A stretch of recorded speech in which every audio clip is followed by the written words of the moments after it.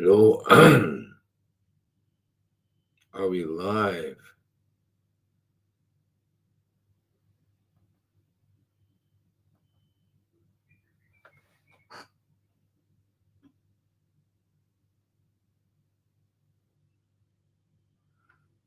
Uh, all right. Well, I don't know about that. I'm going to have to do Instagram like this because I don't see it.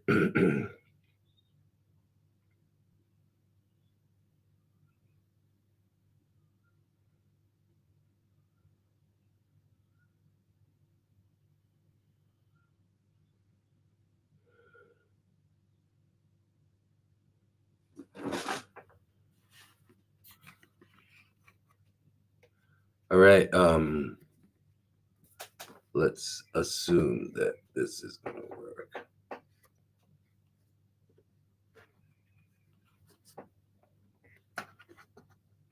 Okay. There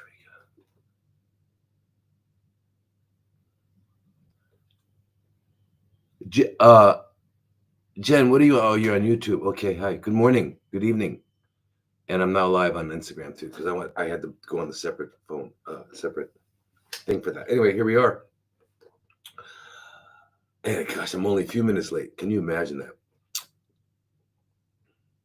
So, come on. What's wrong with this guy? There we go. All right. Here we are. Wow. And put the fan on. Okay. Good to see you, everybody. Who's coming on? Yay. All right. Sawadi Cup. Welcome to Sunday Night Live and Sunday morning, Monday morning live. And I guess it's much easier just to say welcome to this live stream because it's wherever you are, it's now. Clocks are ridiculous. It's the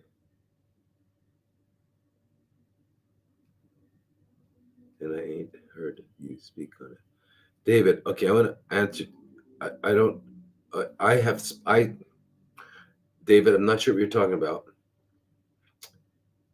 You asked me about your mom's breast CFCs that has spread to her lymph nodes and pelvis, and you ain't heard me speak of it.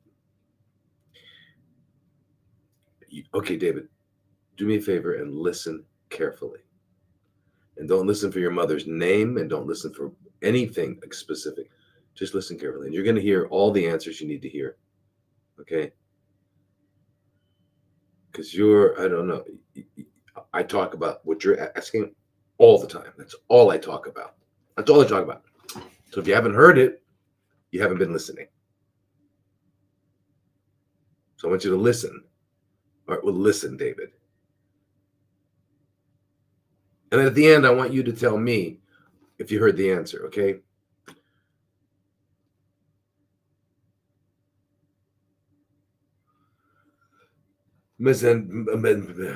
Okay. All right, you guys, let's get started. Sunday Night Live, Monday Morning Live, Today in the Universe, Right Now Live. Okay, so where are we? Get rid of this here. I don't want this. Come on. I don't want that either. Where is it? God, there it is. Okay. All right. So, this stuff I got to tell you guys. Yeah, anyway, so as you all know, you can submit your questions. The format of this Sunday night, Monday morning live stream. The format is that you send in questions and then I try to answer them all. Do my best to answer them on the weekly live stream. That's the format. The groups, on the other hand, which are 3: health and healing, parasites, and CFCs, it's not that way. There's no you don't send in questions. You ask them spontaneously as we talk so we can interact. It's a much more it's kind of the forum that you all look. I can see because you're asking me questions, and I can't. Like for example, someone just asked me, "What is the proper mebendazole dose?" That depends who we're talking about. Or we're talking, it's it, you can't answer that. There's too many variables. So if I could interact with that person, we could do it. And then there's another fellow who doesn't think I answer his questions about his mother's breast CFCs that have gone to her lymph and her pelvis when that's all I talk about is CFCs that start somewhere. And it doesn't matter if they start in the breast or in the nose or the elbow, they're the same thing. They're chronically fermenting cells, period. That's what they are. That's what they are. They're not anything else. And if they're not fermenting, they're not CFCs. Okay, let me use your word for a second, because you're not. I know you didn't learn that word yet, David. I don't use the word cancer, and you shouldn't either, unless you'd like to torture your mother and yourself. If you don't want to torture each other, don't use it. It's not a helpful word. It communicates nothing but fear. Okay, so use the word chronically fermenting cells. Okay, now that's the hallmark, and that's the only thing that is universal in all CFCs: breast, brain, prostate, lymph node, bone marrow, testicle, ovary, tongue, lung. If it's fermenting, it's that word. And if it's not, it's not. Okay, so therefore, we talk about how to eliminate those and how to prevent them from coming back all the time. And do they go to the lymph and the bone? Yeah. What's the difference? Nothing. It's the same. It's the same cell going on there. It just means you haven't gotten rid of the source of the toxicity, and usually you haven't been able to stop the immune suppression by the tumor microenvironment. So you got to be able to listen to these things because I say them all the time. Okay, so anyway, that's this format. But again, if you join these groups, then we can talk weekly, and if you're in the CFC group, we talk twice a week. Okay. Now, the other thing is, just, if anyone's new or, on Instagram, Facebook, YouTube, LinkedIn, and Rumble, it's at Dr. Thomas Lodi. And then on Twitter, which is X, it's at Dr. Thomas Lodi, MD. That's all. Okay. Now, there's this Beljanski conference coming up, April, I think, and I was supposed to be there to. I was going to give the first talk of the conference, and to kind of set the tone and all that. But I can't go. I just can't go. I can't go. Remember, I always I try to emphasize. I hate that word. I emphasize you all the time that we have 1 billion neurons in our gut, in our gastrointestinal system. Right? That's a lot. It constitutes a mini brain. Anyway, but the good thing about this brain is it doesn't have a prefrontal cortex to give it all the shoulds and coulds and wouldn'ts and shouldn'ts. It just perceives. Anyway, my brain down there is telling me, don't go. And I'm not going to go. I'm not going to go. So instead, I'm going to have a live, I think it's 2 1-hour or 1 2-hour or something live webinar where everyone will be invited by whatever platform they use. I don't know if it'll be Zoom or whatever, but it'll be some sort of platform for a live webinar, and I'll be talking on that conference, and it's coming up pretty soon, so I better come up with a topic. Anyway, and and then I don't know if you all had a chance to see the podcast I had. We just posted with Dr. Jen Simmons and I. I had her on my podcast, and fantastic woman. I don't know if you all know her, but she's you know, a fellowship trained breast surgeon. Practiced, what was it, 18 years, quite a while, um, in that field, right? Removing breasts and all that. So she kind of has an idea about what's going on with breasts, and she no longer cuts them off. She now saves people from that. Amazing, amazing woman, very bright. One of the few people that I've actually met that I can consider a true colleague. I mean, she really gets it. So anyway, so I have her on my podcast. So we posted that, and then I'll be on hers this month, 27th. So it'll be fun. I love talking to her. So that's it. So shall we get on with the questions? Let me see how many people have I offended so far? Yay, Thailand.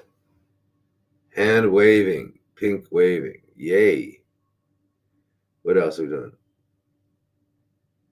Yeah, I can't go, Alice. I've got this feeling. Normally I don't.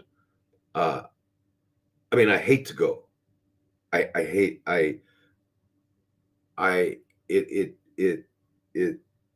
don't know how to describe it, but it somehow is a deep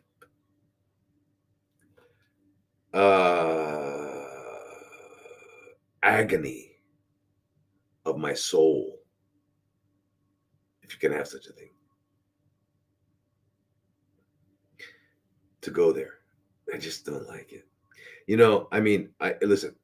Okay, listen. If you are a person of color, I'm going to try to say this so that I don't offend anybody. Okay, if you're a person of color, if you're dark, if you come from Africa or something like that, then you can use the word that we all know begins with N, but nobody else can. Okay, got that. All right. Now, if you are from Germany, if you're not from Germany, don't say anything bad about Germany.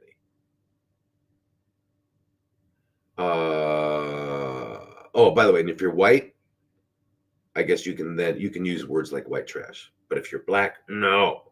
You understand these words, these rules are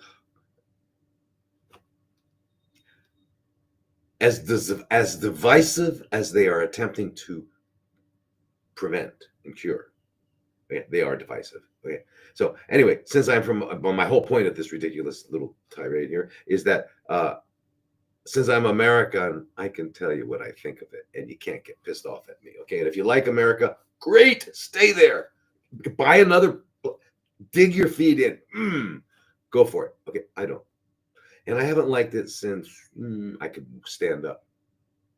Yeah, I remember being real little, and I just looked around. I said, I didn't have words yet, but as soon as I had words, they were, get me out of here. Okay. Why would you say such a thing? We're the greatest country in the world.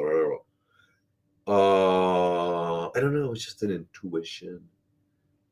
And I looked around. I saw everybody just acting.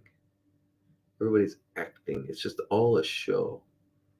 Now, I know, okay, I grew up in Hollywood and my mother was in the movie industry, so I kind of looked at the world that way. I thought everybody was acting anyway. But for sure here, I'm under the table, a little kid looking up, and I just say, oh my. I realized they were all acting, and I knew someday I would have to act, but not today. So I would hang out on the floor, and I had fun being a kid.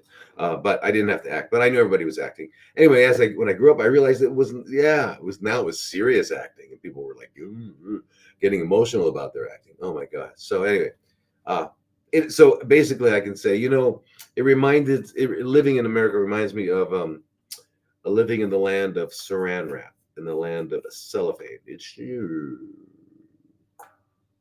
superficial. Is that the word I used? Yeah, sorry. Use that. It's superficial. Well, so is the rest of the world. Didn't you ever do it? Yeah, okay. The whole world's got its problems, right? And then we all fit in certain places. I just don't fit there. And I knew it from the time I was young. So I ran out at the age of 19. And I had to come back about 5 years later because I didn't I didn't know what to do. I didn't have a job. I didn't know how to work. So I came back to figure out what I was going to do. And I got stuck like quicksand for 40 years or so. Phew, finally got out in 2012. And I don't want to go back. So, hey, forgive me. If you guys like it, yay, go for it. Go for it. You should be there. Wherever you love, you should be. And if you love it, love it. Good. And I'm glad. And I hope it gets better. And I hope this whole thing we're seeing is not just a show. I mean, it looks too good, right? It looks really good, doesn't it? I mean, we've got, what's his name? The guy with the flag behind him and the blood on his ear. What's that guy? Yeah. And then we've got, of course, RFK, who's like an angel. An intelligent angel comes along. And all of a sudden they're running the show? Huh? That would be kind of fantastic. So, and it was that easy? You mean that easy? We went from the threat of totalitarianism to in just one day. November, what was it? 3rd? Wow. Anyway, I just have, I've become a bit pessimistic. And that's the word most people use. I would say I've become a little bit more realistic. Anyway, I'm just saying, let's watch. Be careful. Because whatever the main show is, we know that there's stuff. Remember Lance Burton? Did you ever see Lance Burton? Or Siegfried and Roy, or any of those guys in Vegas? They're really good. They're good. And meanwhile, over here, okay. So be careful for what's going on underneath the covers. Okay. All right, you guys. I'll stop with that. Sorry. Let's get back to the serious stuff. Okay. Yeah. The webinar is online for your take. I don't even know, Megan. That's a good question. Can't cost money. Maybe I don't know. Anyway, if it does, then I'm gonna redo it anyway for you guys. We'll do it again if it costs money.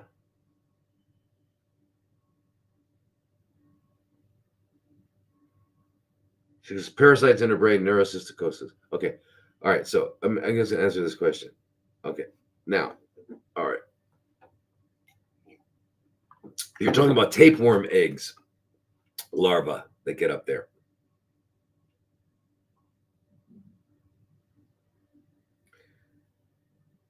Tapeworm eggs. Okay. Yeah, that's what they do. They go up there. The other well-known parasite that goes to the brain is toxoplasmosis, which is a parasite. Which is a protozoa, not a worm. So anyway, what you want to do is but you know what, David, what I'm afraid you're doing is and a lot of people do this, is that you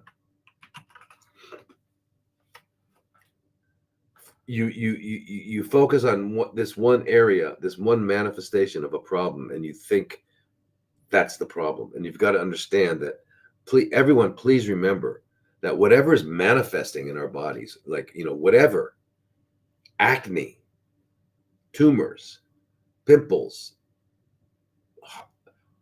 uncontrolled blood sugar, cysts, ovarian cysts, hormones out of control, are all manifestations, fruit on the tree, but the tree is of what we need to deal with. The manifestations, unless they're life-threatening, the particular manifestations, or extremely uncomfortable, like causing nausea or pain or chronic itching or anything like that, then just let's pull the plug. Eliminate the reason why those manifestations are occurring. Just try to keep that in mind. So yes. So, I mean, it's the pork tapeworm.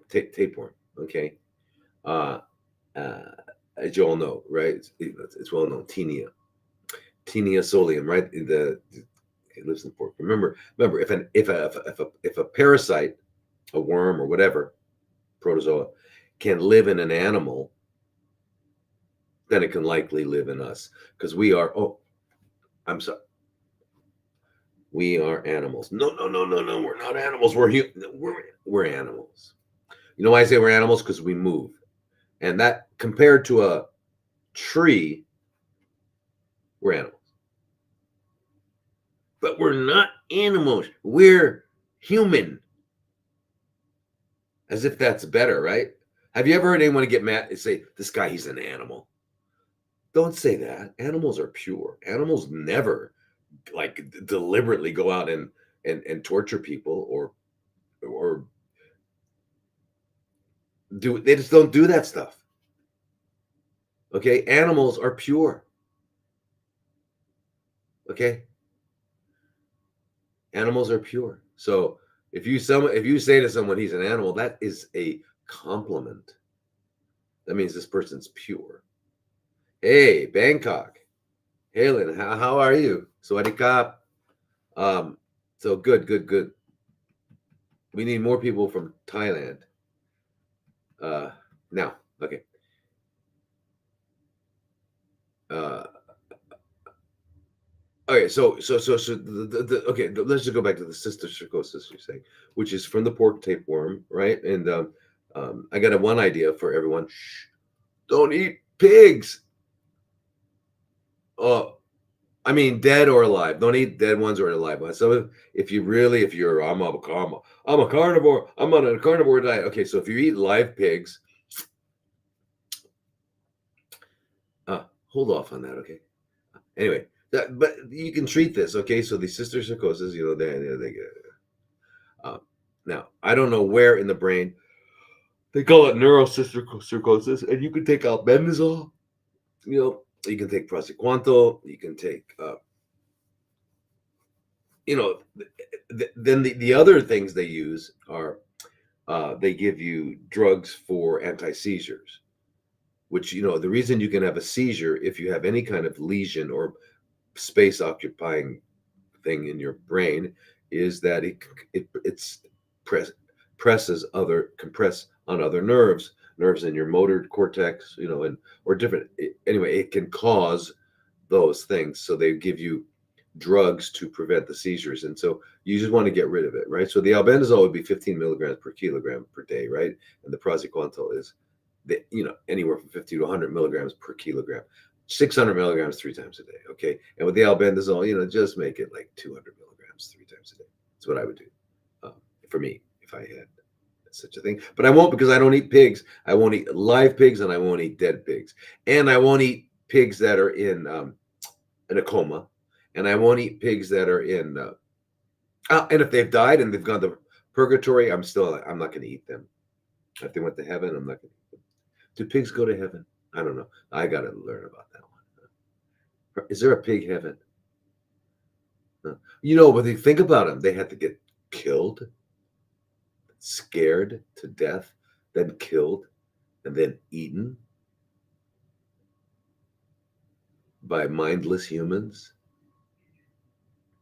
They deserve to go to heaven. I mean, anybody. I mean, that's kind of like paying your dues. I mean, gosh. Hey, Don, you're from the Philippines. Wow, fantastic. I love that. Anyway, so that's the story. Okay, if your mother's got that, she needs that, but she needs a lot of other things. And as you know, David, you should know by now, if we're talking about the dental, you can't just focus on one thing. Otherwise, you'll never get out because there are billions of if you can you imagine being out in a place where there are landmines all over the place. That's what it is. So it's not just I'm going to get rid of they're all over. So you can't deal with all the different manifestations because so therefore just deal with the underlying cause, and that is get rid of all of the potential toxins, starting with your mouth. And you got to go to a biological dentist, and there's no way out. Sorry. no way out, right? And I've talked about many times. Have I heard about this infectious fungus? What infection? There are a lot of funguses. Fungi? Is it fungi, or funguses? Anybody clear me up? Clarify that for me. I'll tell you, I had a guy one time, a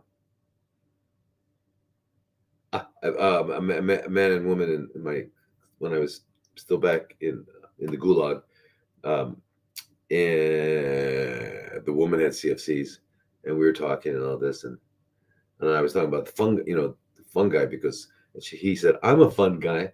So from that day on, I said, I got to come up with another word: fungi, funguses. Non-human animals don't go to heaven.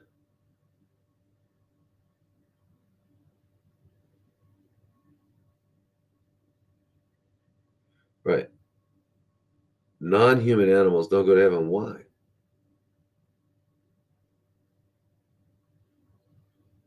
How do we detox from fungus? All right, you guys, these are and I don't get these conversations on my lives. You guys, these are all great conversations. Let's get to the lives. Join the live. I mean, join the group so we can interact. I've got to answer questions now. I can't do this.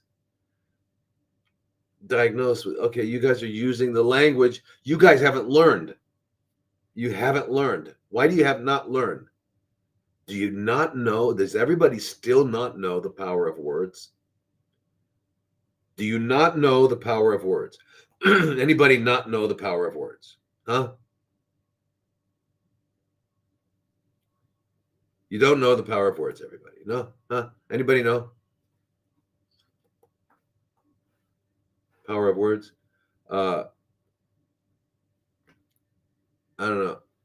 Hey, Hammy and Pi, if you're on, there's only 11 people on all of the restreams. Are you sure they're working? We got Facebook, right? We got YouTube. Who else we have? Rumble, X. All right. I guess people aren't interested. All right. Anyway, doesn't matter. I'm going to talk for a while anyway and then say goodbye. Now, let me just tell you these words. You're using the word diagnosis as if it meant something important. She was diagnosed with stage 4. What does that mean? Do you know what you're talking about? I don't. Neither do they, and neither do you. Okay? So don't use words that we don't know what we're talking about. Okay? If you don't know the power of words, how about walking up to somebody and saying, I love you? Or walking up to someone and saying, I hate you?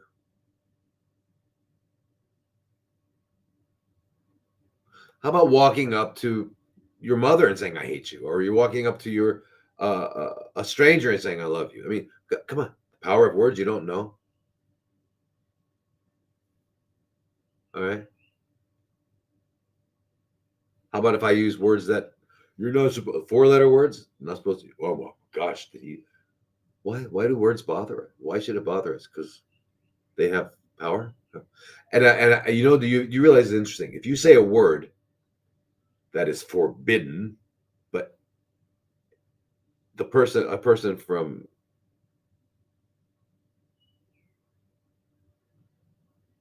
I don't know, Uzbekistan who doesn't know English hears that word that we are, and they say it means nothing to them. Just like if I tell you a word in Japanese that if you said it in Japanese public, you would be they would all be like, they would be, right? Or another word in Thai, I can tell you, okay, that you could say it and yeah, you don't know what it means, but they do. Okay, there's power in words. There's a power beyond your understanding. Okay. In fact, if there's no word for something, it doesn't exist. If there's no word for something, in the beginning was the word. Okay. Words pre-exist. Let there be light. Let the words. They're very, very powerful. Words mean nothing. They sure okay. I could say a few words that might make you change your mind.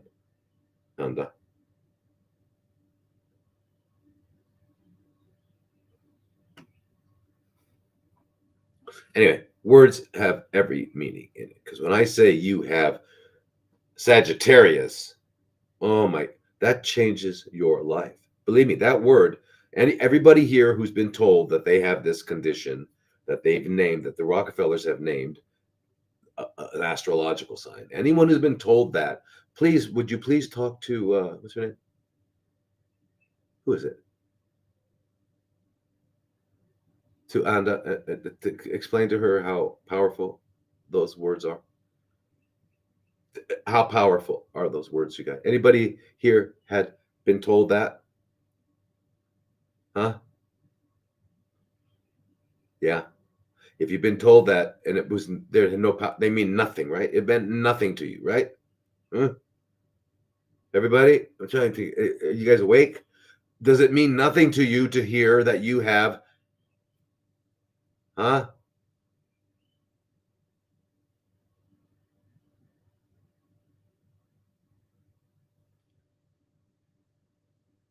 Wow. Amazing. Amazing. Anyway, I'm sorry, Anda, but what you just said is the opposite of the truth. They mean everything. All right. Anyway, let's go. Um,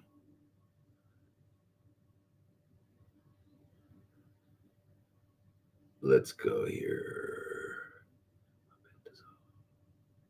No, where are we? Where is this question? Here we go. Here we go. Okay, so now let's just answer these questions. I never got a chance to answer these questions. Okay, so sorry, you guys. All right, so just to let you know, uh,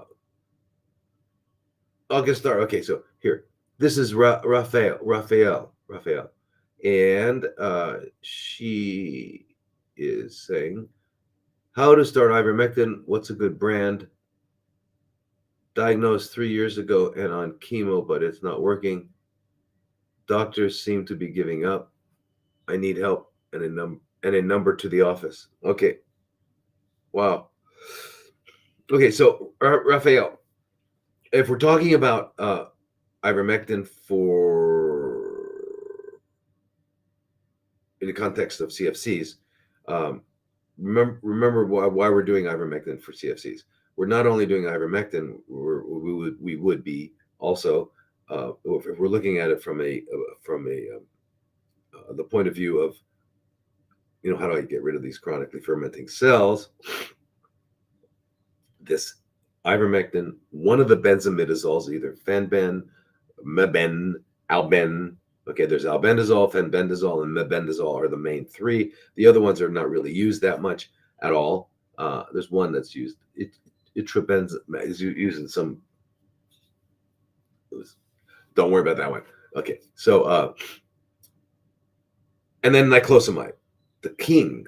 I love niclosamide, and then not or, and maybe praziquantel. Those would be the main ones for the worms, the helminthics. Okay, but each one of them also turns off the specific pathways that are necessary for chronically fermenting cells to exist. That is pretty good. That is amazing. Okay. For example, if we look at the benzimidazoles, which are crazy. I mean, the you understand that benzimidazoles is a class of medications that includes the albendazole, mebendazole, fenbendazole, right? Remember, and this is what what's his name?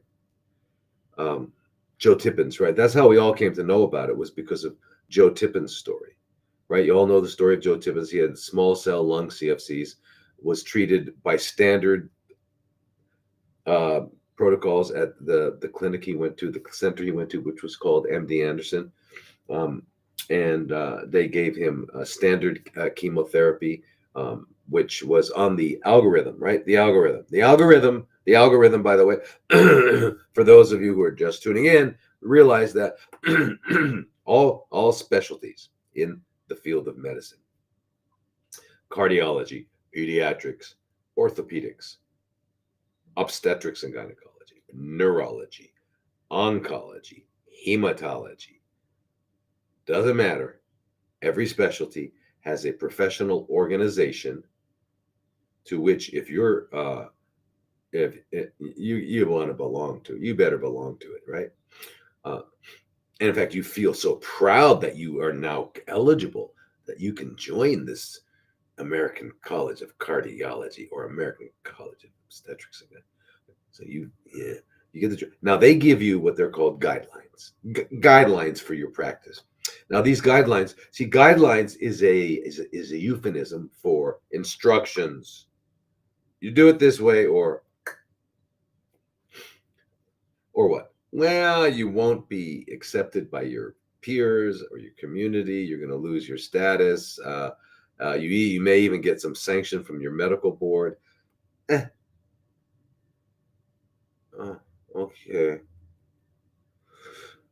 But I thought as a doctor, as a clinician, I could weigh all the data and the facts and then make a decision. Sure, you can make a decision as long as it fits into our decision tree. Okay, so understand that's what happens. So when they choose to give you uh, drugs, and that's why they want a diagnosis. They want a diagnosis which is merely a description of what they see under the microscope. That's why they want a biopsy, because if you don't give them a biopsy, they can't look under the microscope. If they can't look under the microscope, they can't describe what they see there, because what they see there is what they call a diagnosis, even though it has nothing to do with anything else except that it's there. Why do I say it has nothing to do with anything else? Because, let me ask you a question. Ask you a question here. Suppose you have DCIS, ductal carcinoma in situ, or you have invasive ductal carcinoma, or you have, and it's stage 3B, or it's stage XQ or 12 knee. What are you gonna do? Well, I think I'm gonna do surgery, chemo, radiation. Well, maybe just the chemo, radiation first, and chemo after, or maybe the surgery, or yeah. So you're going to do the same thing no matter what? Well, not really the same. I mean, it's a little bit different. I mean, how's it different, doc? Well, I mean, we might give this combination of drugs and say, and that works better than the other, right? I mean, so with this, I'll be okay, right, doc? Well, I can't go that far. I mean, you're going to save my life if I do what you say, right? No, that's not what I meant. What I meant is,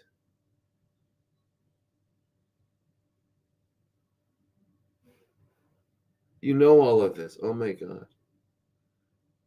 Shana, sawadee bye bye. You know it all. Okay, very good. Bye, Shana.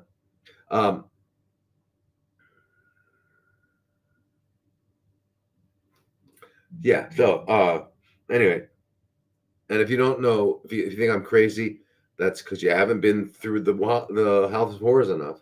Go back. You would need another tour of the House of Horrors? Go in there. Let them give you a diagnosis. Abracadabra. You are diagnosed. You are cursed. I'm insane, right? Insane. This guy's insane, right? They're sane. They're torturing, killing, dismembering, sending people off to the morgue. They're not insane. I'm insane. Okay. You see why I don't live in that country. And at least here, people don't think I'm that insane. That's because they can't understand me. No, that's not the reason. That's not the reason. They do understand me. Because I can be just as insane speaking Thai. Not quite. I'm not quite as specifically insane, but insane enough to make them go. Anyway, benzimidazoles are very important. They basically block these microtubules that allow cells need to divide. That it's kind of like it's almost like their musculoskeletal system. It gives them shape and movement, right? It's how our cells divide and all that. So it's really quite a and this blocks it, kind of shuts everything down. Yeah. So,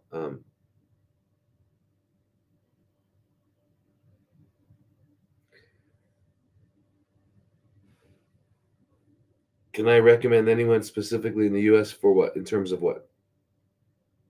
Biological dentist, physician.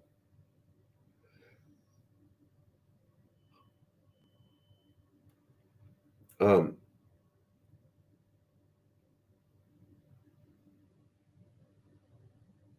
oh my God. Okay, okay, okay. You guys, you're not going to join.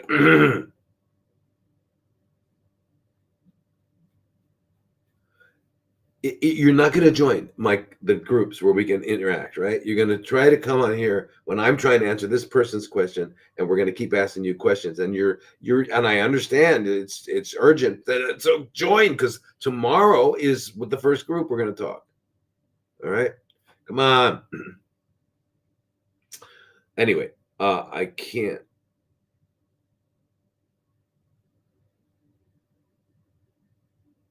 I think you just sidetrack people with all of the crazy chat. Crazy? It's not crazy, David. Do you think it's crazy that they kill people? Do you think it's crazy that they lie to people? Yeah, it's crazy. I'm crazy for pointing it out. And I don't stick on the thing I'm answering. Yes, Barry, biological dentist, Emma Abramayan in Glendale, California, the best in the world. Emma Abramayan, Glendale, California. Dr. Emma DDS. Dr. Emma DDS at Gmail. I'm pretty sure that's it. All right. So yeah, don't David. I'm not sidetracked. I'm staying on track. And the track is you go back in those House of Horrors. I guarantee you, you're going to not walk out the front door one day. Okay. They have a back door that you don't want to go through. And you don't believe me? Don't believe me. All right. It's not a matter of hating doctors. It's just that what they're doing. You got to understand what they're doing. They're living off. I don't care if they're the UK, Singapore, Indonesia, Thailand, America, Canada, Australia, Germany, France, Italy, Afghanistan. Well, maybe they might be saved. They are all going under. They're following the American Medical Association, okay, and the American Society of Clinical Oncology. That's what they're following. Can I say it? So if you are a really good boy and girls and you just follow the rules to school, then to work, and then to death, then you'll be okay. That's exactly it. Anyway, uh, so getting back to Raphael with your question on ivermectin. Sorry, David. Sorry, you got off track there. I was talking about helping people save their lives. What a stupid segue. Okay, um, so the ivermectin, the beautiful thing about ivermectin and benzimidazoles and the niclosamide is they not only get rid of worm-related parasites, they also get rid of they block the pathways that allow the CFCs to exist. And then finally, if that weren't enough, they kill the stem cells so they can't spread. Yeah, so they're really, really important. And your dosage really depends on your liver function, because if your liver,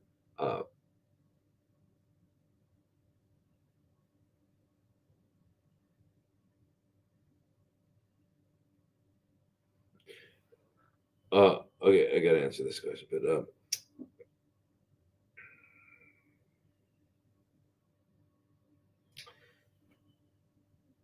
okay, so all of these medications require processing by the liver to be cleared from the body. So the more you use them frequently and all that, the more you're going to strain your liver, and you're going to have elevated liver enzymes. So you do 3 weeks on, 1 week off, 3 weeks on, 1 week off. But the dosage and all that depends on where we start out with. So if you don't have any liver, if you don't have any problems with your liver, you can start at those doses that we normally discuss. Or if you do, then you have to adjust the dosages accordingly.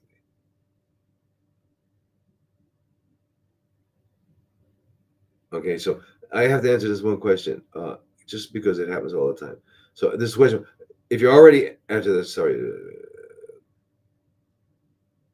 would you stop rebounding or anything that might stimulate the lymphatic system for someone with CFCs in the pelvis? No.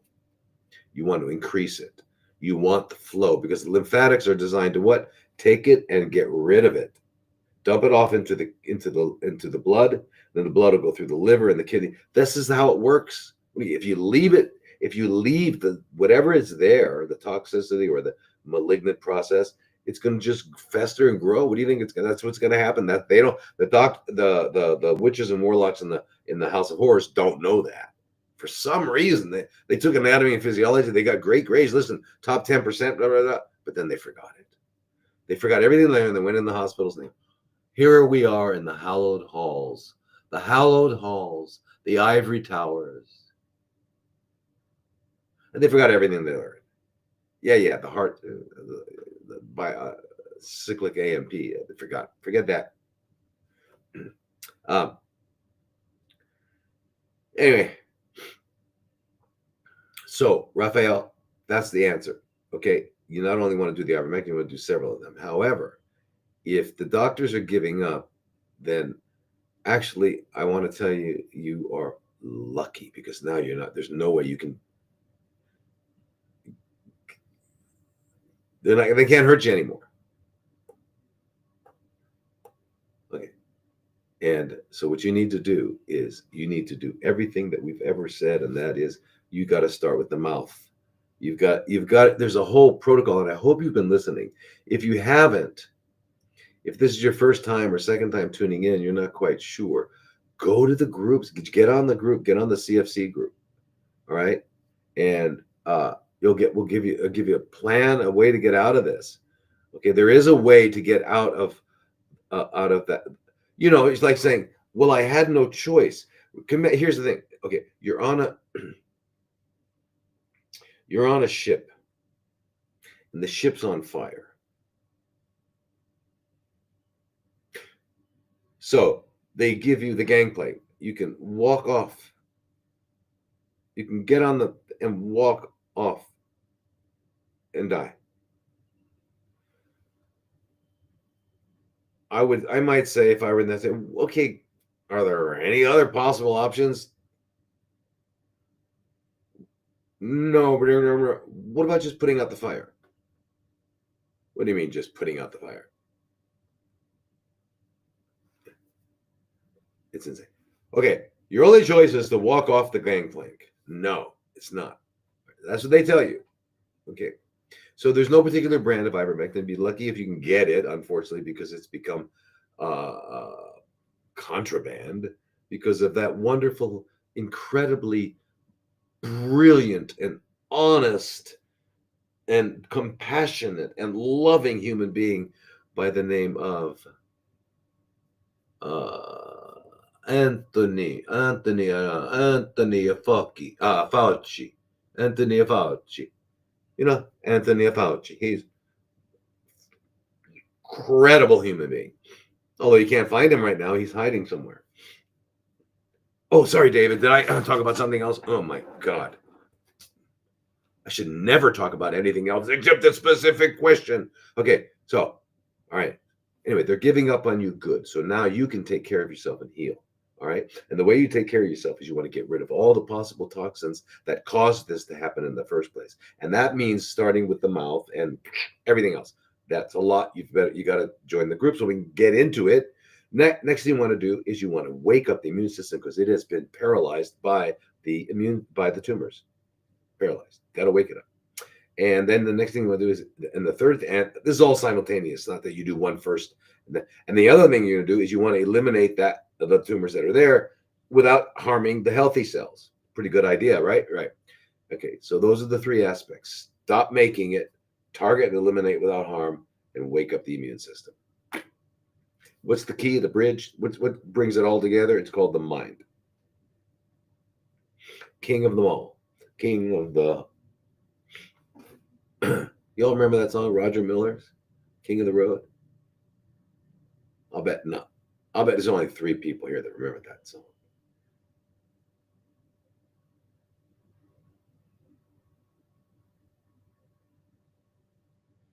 They only know.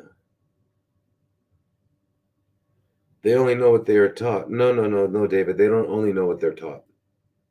They also know what they see, and they see it. I started a fellowship in oncology. It didn't take me 6 months to see what we were doing. I couldn't stay.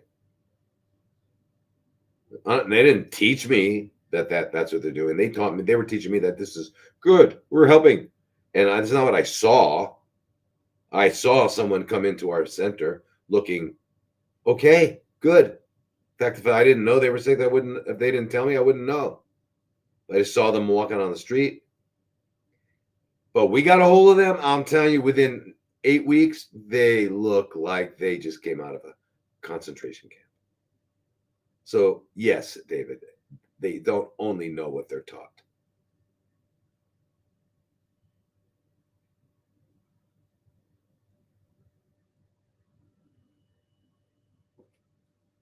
I'm just clarifying things, you guys.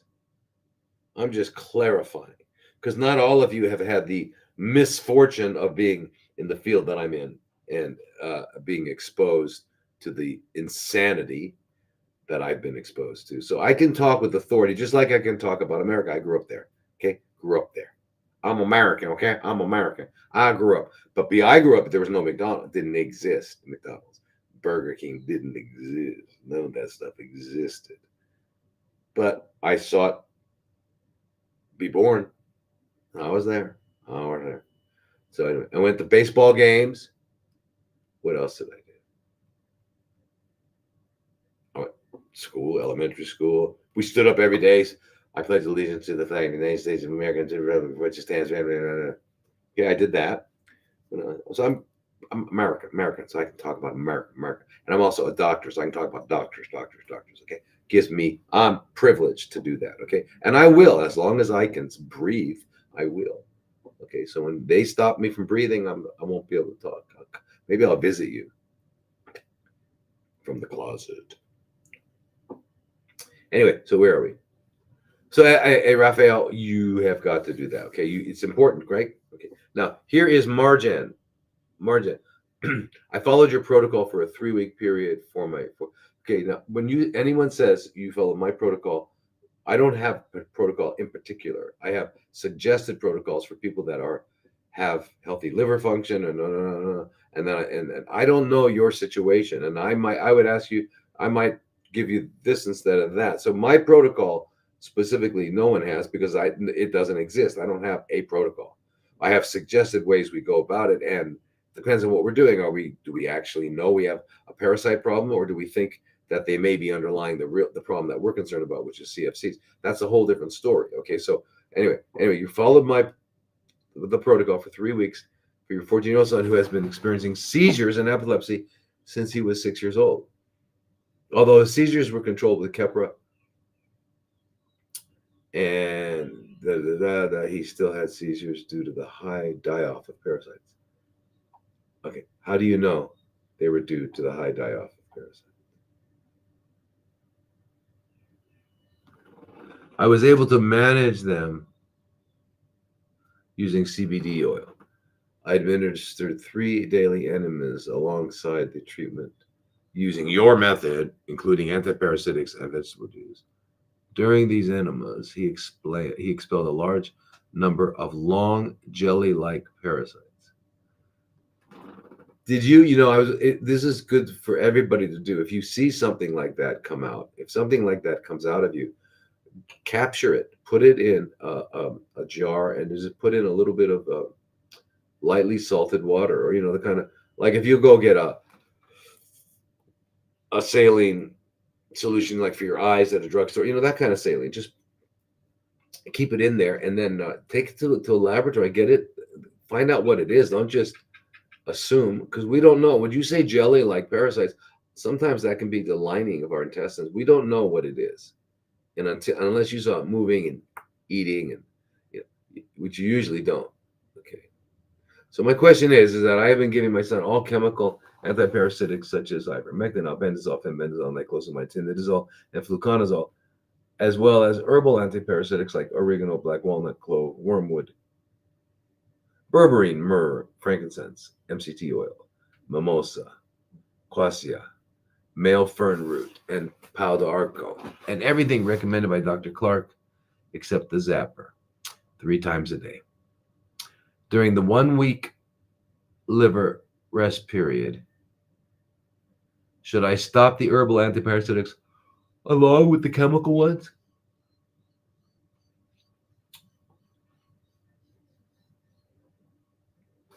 Okay, so, all right, so anyway, um, the answer is no. Okay, the answer is no, because you can't look at it quite that way. All right. You have to understand that with Dr. Clark's formula, which is fantastic, right? Um, and I'm sure you all must know about Dr. Clark's formula, right? I'm assuming everyone here, because if you've been, concerned about this stuff for a while, you've probably been concerned. All right. So, uh, her combination is pretty amazing, right? She's got the black walnut, right, which kills the adult parasites, right? Right, and the wormwood, which is also called artemisia, right? We know about that, right? It kills the larva and the adult, the parasite and the larva, which is pretty nice, right? And then you come along with the cloves, which kills the eggs. Pretty amazing combination. Anyway, they all start up on day one, right? And they usually go up to uh, a certain point. You're doing it daily up to a certain point, and then you're down on a maintenance dose, and there's no real vacation from it. All right, and each one is doing different things, so they don't really do that. The other thing that she uses, of course, is the zapper, and the zapper is just putting in low amounts of direct voltage.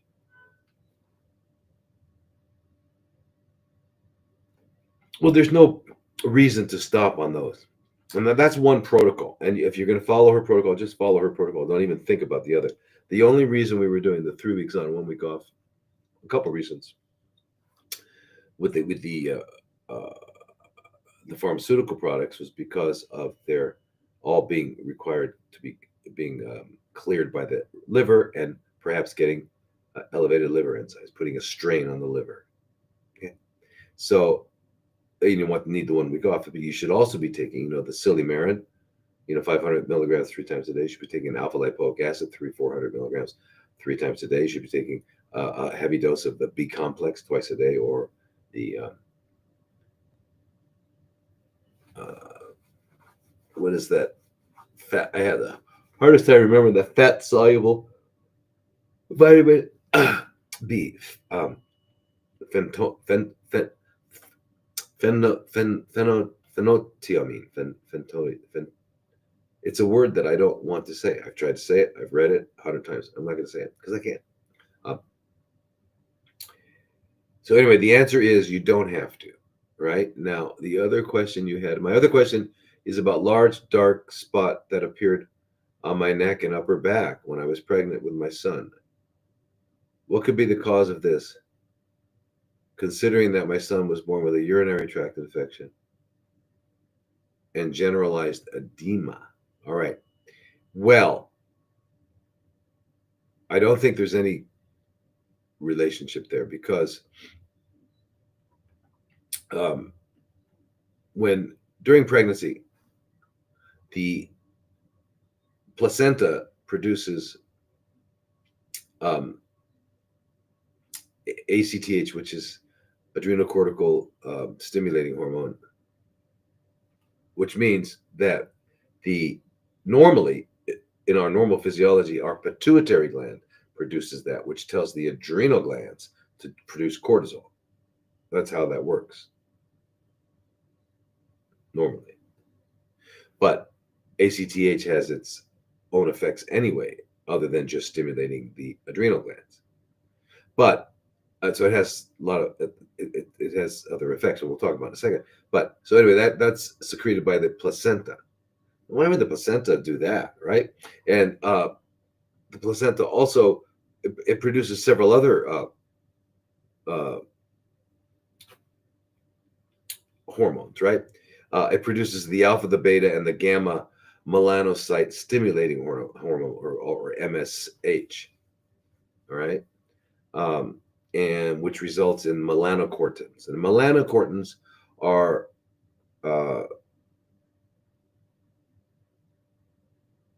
they have anyway. There's one really long, large molecule that breaks up into several other molecules, and they have the variation in effects is amazing.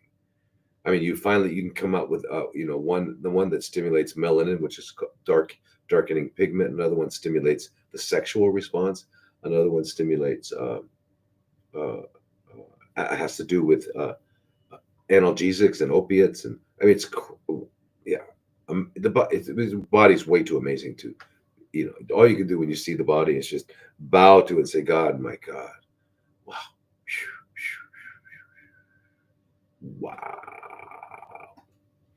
All right, so I can say now anyway, but the reason now we always try when we in science. What are we doing? We're trying to no. All we're trying to do is figure out what's going on and why. And so why would it do that? Well, it turns out that this melanocortin, which by the way, yes, causes skin to pigment dark. So on a woman, the places that would get dark are like the areola of the nipples,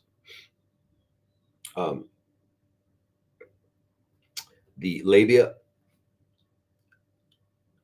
minora, usually the labia minora get darkened, and freckles. Any freckles or other kinds of moles can get darker. And then there's something called melasma, which is the they call it the mask of pregnancy because it's so common, and it looks like it almost looks like the classical signs of when you see lupus, if people have heard of lupus. But anyway, but it's whereas lupus is going to be kind of reddish, this is kind of darkish. And so if you have spots on your back or wherever you were referring to, and they were already dark, this might have made them darker. Yeah, this is why it is. But it's very interesting. Well, I think probably one of the most amazing functions of the placenta producing of the melanocortins that are produced by the placenta. They do all sorts of they're responsible for how the brain and kidney and the gut develop. I mean that they are like right in there, so they're kind of important. That's why the placenta is making it, because it's not going to rely on the body to do it. So the placenta is doing it because it wants to survive. But then one of the other cool things is it helps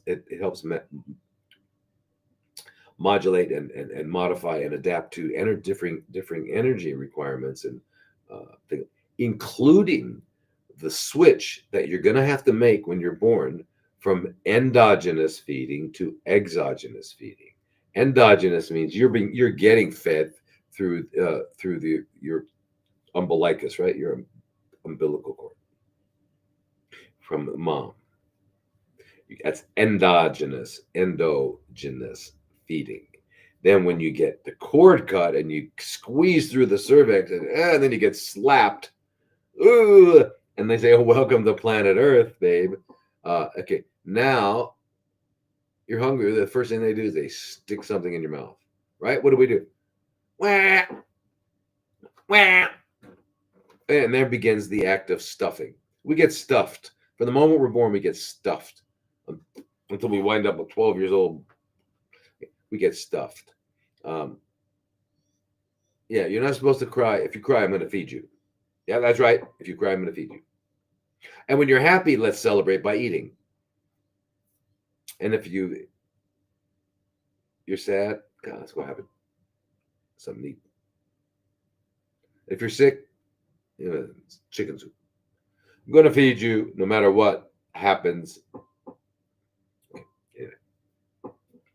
To be able to adjust to that adaptation from endogenous feeding to exogenous feeding requires the melanocortins. Pretty cool, huh?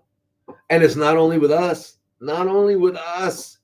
By the way, now I close your ears. If you don't like to hear this kind of stuff, close your ears. It happens even in salmon. No, it doesn't happen in salmon. We're not salmon. We're not fish. We're not animals. It happens in salmon. And It helps them adapt from endogenous feeding to exogenous feeding. No, no, no. I'm going to tell my religious authority. All right. I didn't really say that, everyone. Anyway. So your darkness is probably from that. Now, usually goes away after the woman gives birth, right? Because obviously there's no longer a placenta and it's no longer producing those hormones. But sometimes it's already done it, and so it's already got that the color has changed and it can be permanent. So it's hard to say. You can go to dermatologists and they're going to try to come up with whitening creams and stuff like that. And what I would say is, well, first of all, it's not related to your son's being born with a urinary tract infection. There's no relationship at all. No. Number two, if it's just the color discoloration, that's just a cosmetic concern, and it's really nothing to worry about in terms of your health. Okay. All right. Anyway, so let's get back to what's the next problem.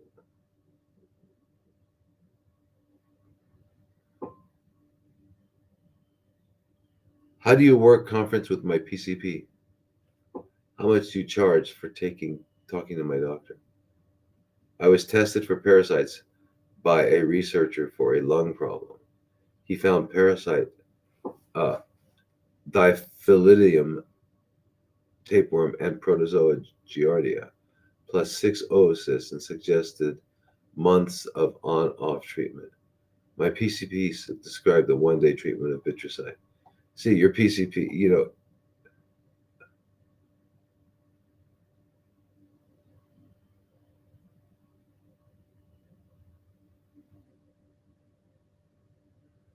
uh,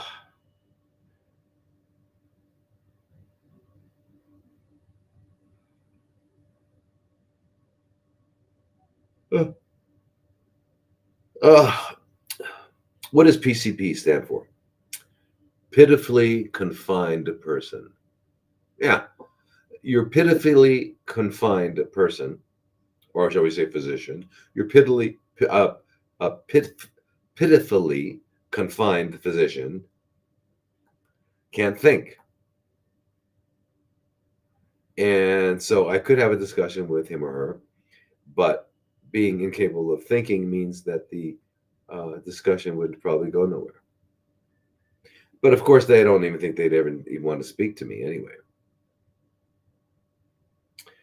And so the only thing that would work is if your PCP wanted to speak with me, I'd be happy to.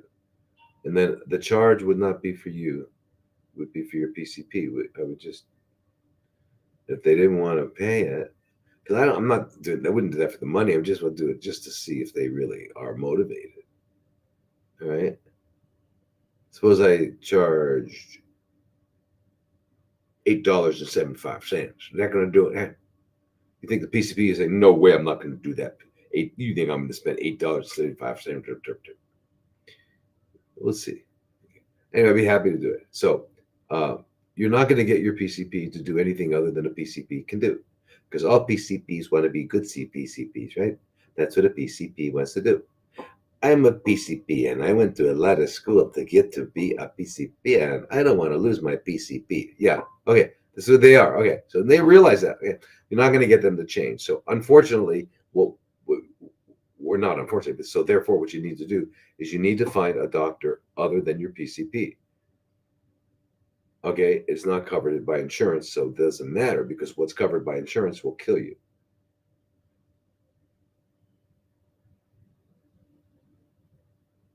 Did I just say, oh my God, did I just say what's covered by insurance will kill you? I think I should say it again. All right, I'll say it one more time. What is covered by insurance will kill you. Therefore, you want to pay whatever you got to do. I mean, collect bottles.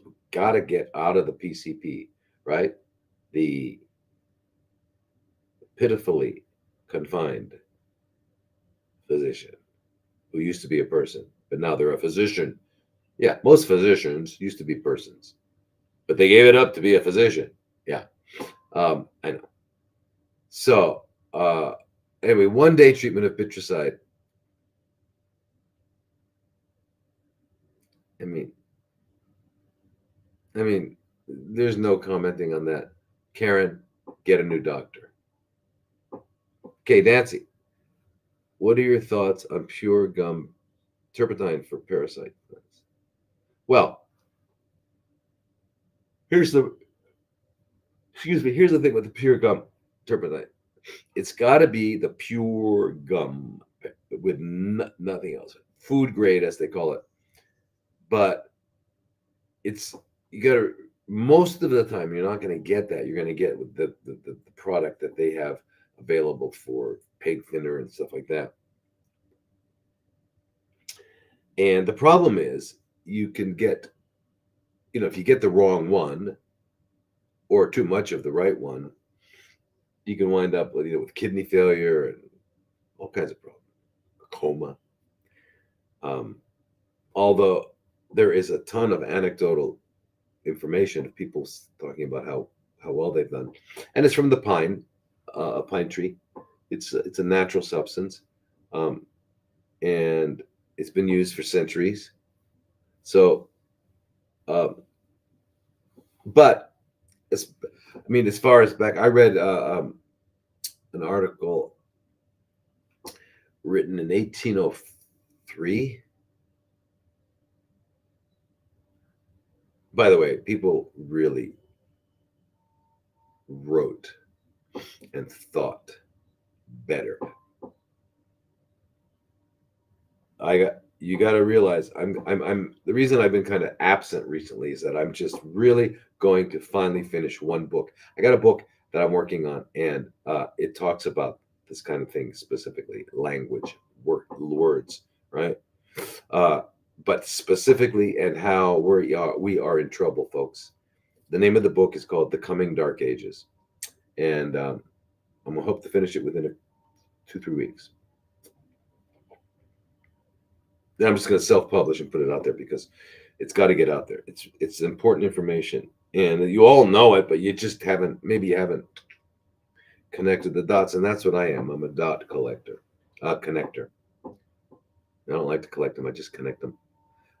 Anyway, but the pure gum turpentine. So I read back as far as 1803, I think 180 something, about how there was problems, people got sick and all that sort of thing. So, and in those days, that's all they had, I think, was the pure. So you got to be careful, and for that reason, I don't have any personal experience with it, and so I can't answer from that perspective. All I can tell you is that I've read a lot of anecdotal information, accounts of it being excellent, and then I've read of the problems with it.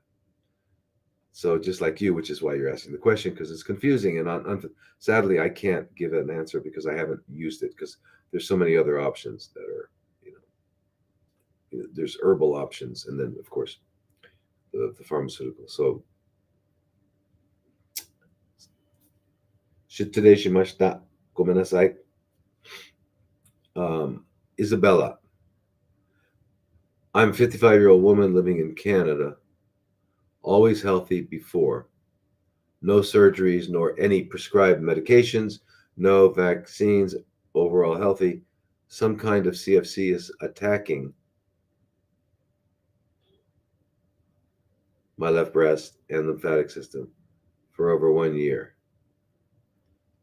from January 2024.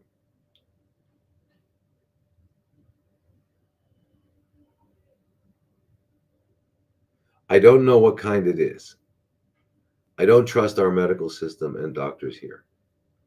I do juices every day, eat healthy, red lights, exercise, but it's not going away. I believe with good environment, it will shrink and go away, and my body will heal itself. My left breast is getting bigger and very hard. Can you please suggest something for me? What to do? Doctors here are not help because I'm not doing what they want. Please help. Thank you. All right, Isabella. Okay. I'm Isabella. You must have been listening to these lives um, for a while, right? So, so you know that. I'm assuming you know that you should have already gone to a biological dentist, right? You have no problems with root canals on either up here or down here, right? None. No cavitations. Nothing. You've taken care of it with ozone the right way. Because if you haven't done that, then that's you. Then you can't. You can't. You've got to take care of the mouth. There's no another way. All right. And there's nothing attacking you. There's not something that is not you attacking you. That language will get you in trouble. Will get you in trouble because it's not true, and it makes you think that in the wrong. If I'm using the wrong words, then my understanding is not correct. I'm being attacked. I got to defend myself, right? But you're not being attacked. Your body is adapting to a toxic situation. And so if I don't remove the toxins, my body will continue to need to adapt. But once I remove the toxins, then my body will no longer need to adapt. It's a completely different paradigm, completely different understanding. And yes, words do matter. In fact, you understand, those two different groups of words completely change the idea, completely change the concern and the way to resolve it and all that. Those words are very, very important. So nothing is attacking you, and you've got to get that out of your mind and realize that your breast is doing what it needs to do to survive under the circumstances, and because you have not removed the toxins. And I don't know if they were in your mouth, if they were you're getting exposed to them daily, or environmental toxins like any of the plastics and the microplastics and the heavy metals, and all the things that we are heir to in this wonderful, incredible technological era that we've been blessed to be born in, and we've never had it so good. Never. Things have never been as amazing as they are now. I mean, just think of it, at the touch of a finger, and I can watch anything I want. Yes. And it doesn't have to be true. Nah. Not with AI anymore. Did you all see? I don't know. No, maybe you didn't see. Anyway, I've been attacked by talk about parasites. I'm being I've got a parasitic problem. It's a two-legged parasitic problem. And these human parasites they're not quite like, they don't have the courage that these other parasites do. These other parasites, they get in your body. They're right there. They're saying, "Come on, it's body to body. Let's go for it." Right? Not these guys. They hide out in this little weird, strange Neverland called Siberia. They're in Siberia. Siberia. They're in Siberia, and they're in Siberia, and they're sneaking around and looking in the corner. And they're these freaks. Or maybe it's one. Oh, no, it's several, because some of them are saying that they affiliated with me and they're selling medications. I don't do that. Haven't done that. I'm not affiliated. The only clinic in the world that I'm affiliated with is the one I founded. It's called an Oasis of Healing. It's in Arizona, and that's it. There's no other clinic. I used to have some in Thailand. Don't anymore. Don't want them. All right. There's a problem with the ETHICS, and I'm not into violating ETHICS. All right. So one clinic, and we're not online selling drugs. That's not what we do. All right. So the other guy is the guy, the guy that's impersonating me. In fact, the reason I was saying this, they have an AI. What they've done is they've taken some video of mine, and they had an AI do my voice saying things like romantic things. It's crazy. So please, you guys, I don't do that. I don't do that. I'm just this. All the kind of stuff you're hearing from me today is the kind of stuff I talk about. I'm not going to get romantic. I mean, I love romance. I mean, I love it. I've always loved it since I was first allowed into the kingdom of romance. I loved it. I've loved it. But not theoretically in some cyber world. Right? Okay. So anyway,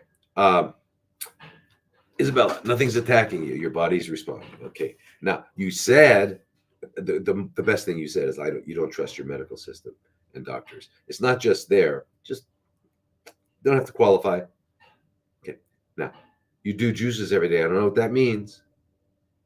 I don't know what the juices are, and I don't know what you mean if you're drinking how much, what percentage of it, of your daily intake is juices. But you should have done after you took care of your mouth.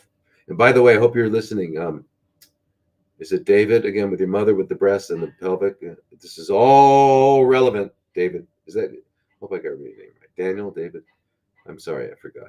But anyway, I hope you're listening. Okay, so now, after taking care of the mouth, then you did a prolonged juice cleanse, right? Minimum 3 weeks.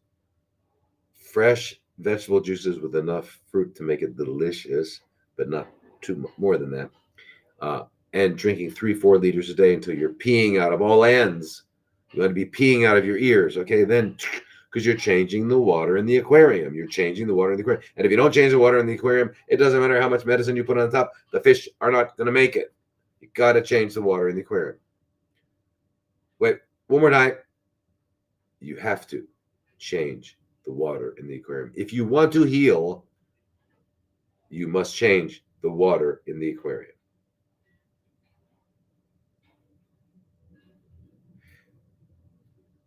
Do I have? It's a prerequisite. It's like saying,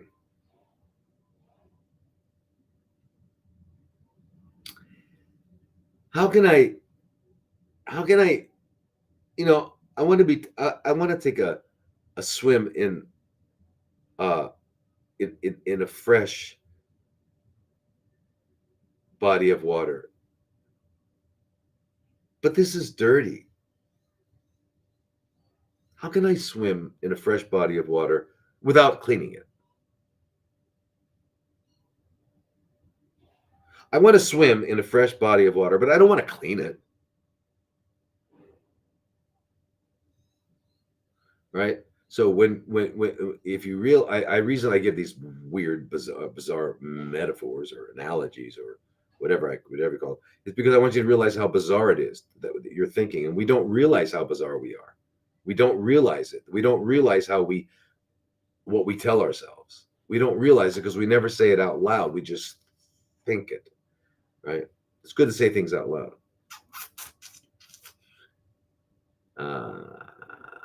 Confession.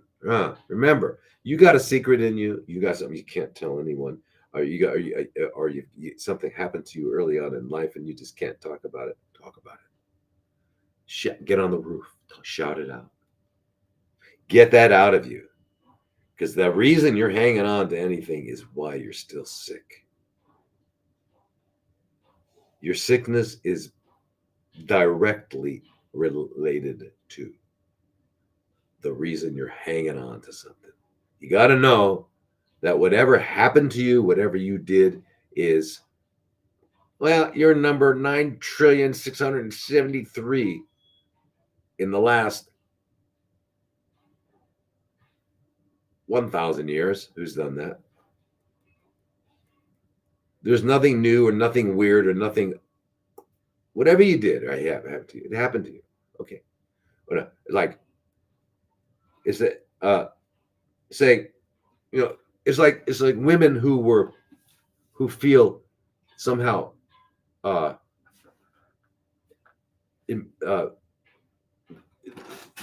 woman who was raped, who feels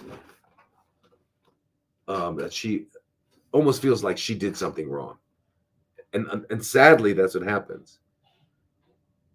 But you have to understand, and I'm not saying that we can control our feelings, but the only way we can deal with our feelings is to use the mind to help explain them, because thoughts produce feelings, and feelings produce thoughts. It's called the rational emotive roller coaster. The rational emotive roller coaster. Albert Ellis was the spokesman for all this, and he had rational emotive therapy. But anyway, so if someone was raped or molested as a child, whatever guilt or they have is irrational. And you have to understand, it'd be like saying, I feel guilty for being born Italian. It's my fault I was born Italian. I should never have been born Italian. I wanted to not be born Italian, but I just couldn't help myself. I'm exaggerating, but I'm not. I mean, I'm exaggerating because we need to understand how crazy we are. If you were hurt, damaged, beaten, are you going to say, they beat me, it was my fault, I made them beat me? I mean, come on. Whatever happened to you, and talk about it. Get it out. Don't let it kill you, because it will kill you. And the reason you might feel guilt and all that is because you're confused. Why are you confused? Because you haven't talked about it. If you don't articulate your feelings, you have these feelings and you haven't yet articulated it or defined it, then you've got just little bubbles of thoughts. You understand? Just bubbles of thoughts popping up. All right. I'm running out of. How does this work? I'm running out of. Anyway, bubbles of thoughts. Okay, keep that. Okay, you got an idea. So your mind has a thought.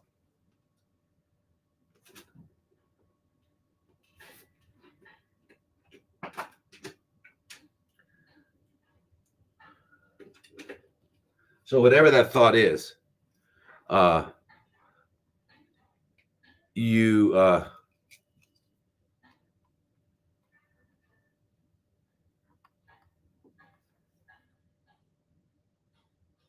did that help?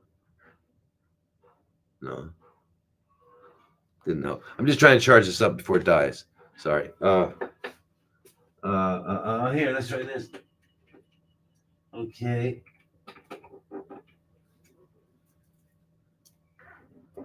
Does this help? Wait. Isn't this great? Now listen, normally I don't have technical problems mid. The wrong thing. All right. I see.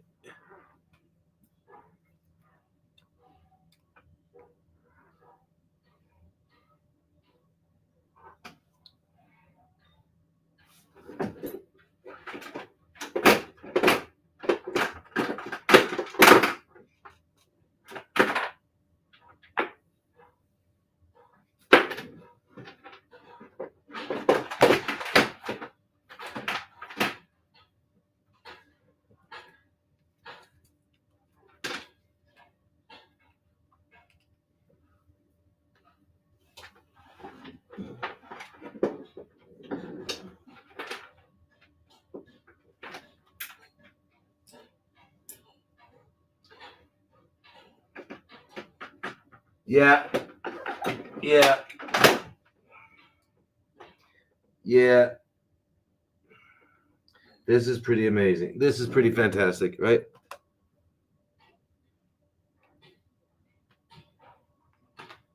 This is fantastic. Are we having fun yet? I can't believe how much fun I'm having. This is amazing. And imagine if I were born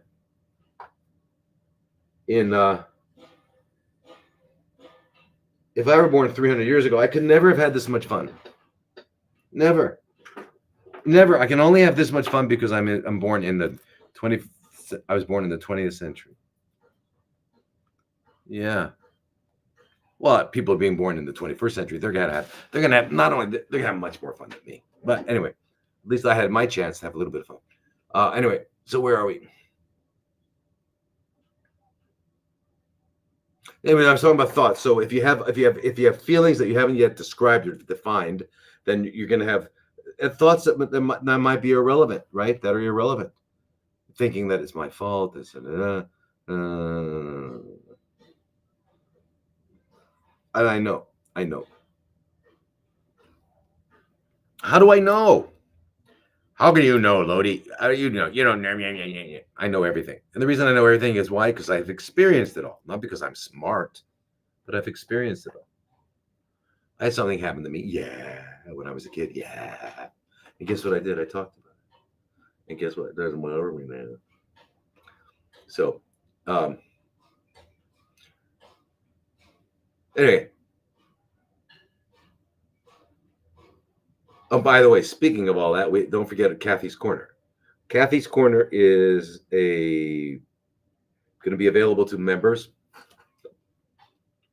of the CFC group, and it'll be an opportunity for you to express what you need to express, not regarding the physical situation of what's going on, but regarding your response to it, your reaction to it, your feelings. Okay, it's a safe environment. It's a therapeutic environment. Confidential environment, but in the end, I want you to say, I don't need confidentiality. I want you to say, we're not going to do it. We're going to respect your confidentiality to the end. But I want you to finally rip open your shirt and say, I'm Superwoman, man, whatever. Okay. You don't need it.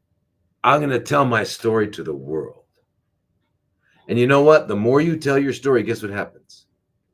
In the beginning, before you tell your story, it's my story. I can't talk about it. I can't talk about it. No, I don't want to talk about it. You tell it once, twice. You keep telling it. Pretty soon, it's not your story. It's the story. And once it's the story, it no longer has a pull on you. And you're freed from it. It's not it. You're freed from your attachment to it. Attachment to it. Are we getting into Buddhism now? No. Not getting into Buddhism, not getting into all that Eastern stuff. Not here in America. We don't talk about those things. Anyway, turns out that there are so many people who have been talking about the truth in different languages from different places that all we need to do is open our ears and we'll hear it. By the way, we're all the same. Shh. Okay, now let's go on. So you're okay, and listen, Isabella, you got to do something because your left breast is getting bigger and it's hard and all that stuff. So you have not taken care of the toxicities. You've got to deal with that. All right. So we're talking about a juice cleanse, 3, 4, 6 weeks, whatever you need to do.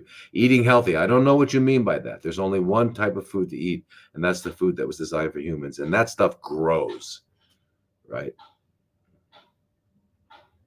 The red lights, what red lights? I don't know what you mean by red lights. Are you using methylene blue?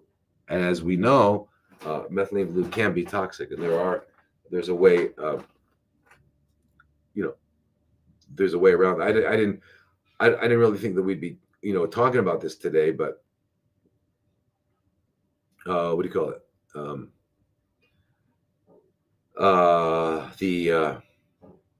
The thing. The thing of the methylene blue is that it's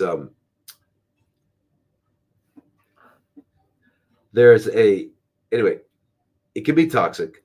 We've known that for a long time. In fact, when they do autopsies and stuff on people, they find that they've got blue, their brain has been stained blue and stuff like that, and there are toxicities from it, right? But something that isn't that it works is in the same spectrum, fundamentally the same spectrum of light, of UV light. It's called phycocyanin, right? And it comes from blue spirulina.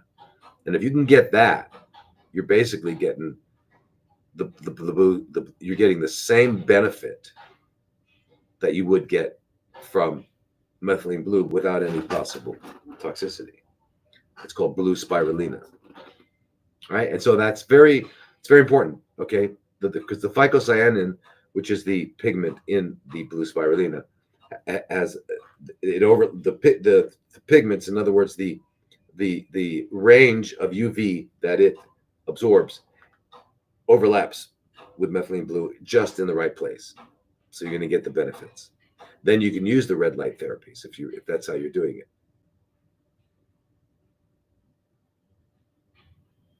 Right?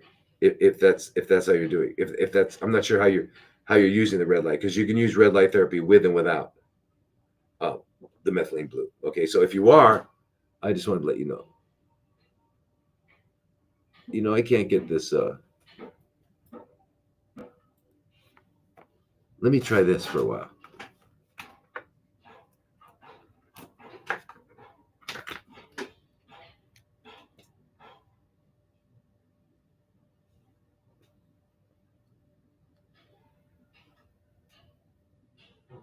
Okay, good. So we're charging a little bit. Okay. There we go. Okay, good. We're charging.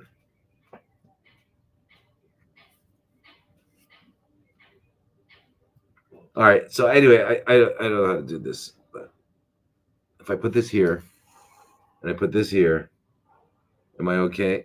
Yeah, kind of. Okay. Anyway, whoops, come on over here, you guys. I'm talking to this machine here. Yeah, I have a relationship with the machine.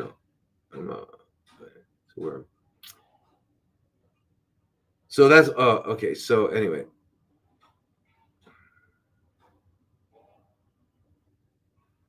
now, okay. Here's a question from Judy. She says, "I have colon CFC stage 4. I also have low iron. I understand certain types of iron feed CFCs. Which type of iron or brand should I take? Refuse an IV for ITON because not sure if it would feed my CFCs." Okay. Anyway, so iron is there's only fundamental. Well, in reality, there's two. Iron is iron. It's it's one of the elements on the periodic table of elements, fundamental elements, and it comes in two basic valences or two basic conditions with regards to the amount of electrons in its outer orbit. Okay, and that's all elements do, right? Hydrogen, helium. Yeah, helium is, but it's balanced. But hydrogen, let's say lithium, oxygen, nitrogen, carbon, that's what they are. They're a bunch of protons and neutrons with electrons. And when we talk about them being plus or negative, we're talking about electrons either being extra or not enough, right?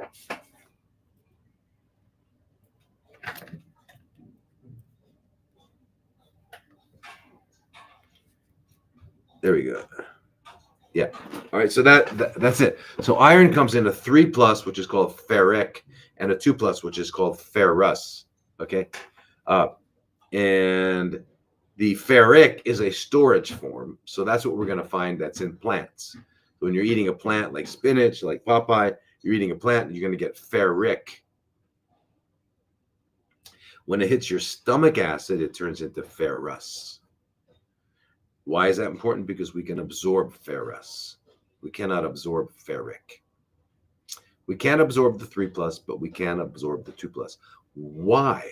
Because we have specific receptors in our duodenum that are called divalent cation receptors. Imagine that. What's a cation? An ion with a positive charge. What's divalent mean? 2, so that's ferrous, 2+.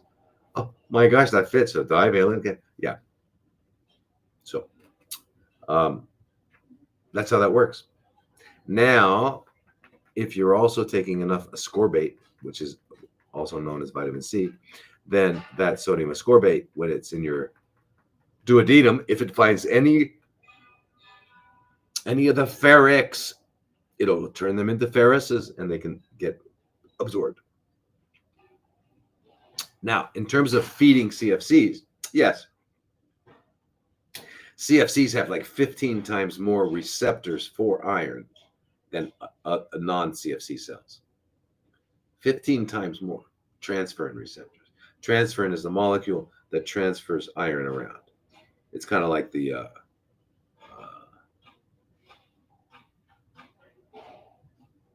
what do they call that in the U.S.? The something transit authority. The transit authority. I don't know. I know they have one in New York and LA. Anyway, the transit authority in for iron in our blood is called transferrin. Imagine that. Anyway, we have transferrin receptors. In other words, that's the bus station. So the iron jumps on the transferrin, gets transferred over to any cell, and gets picked. It stops at the transferrin receptor, which is the bus station, and then the iron gets off.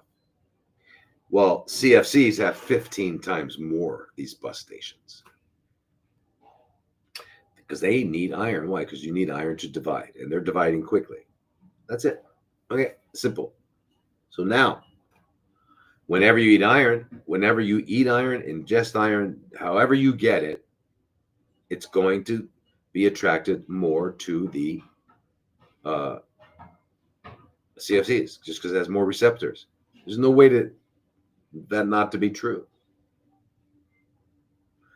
Therefore, you have to understand that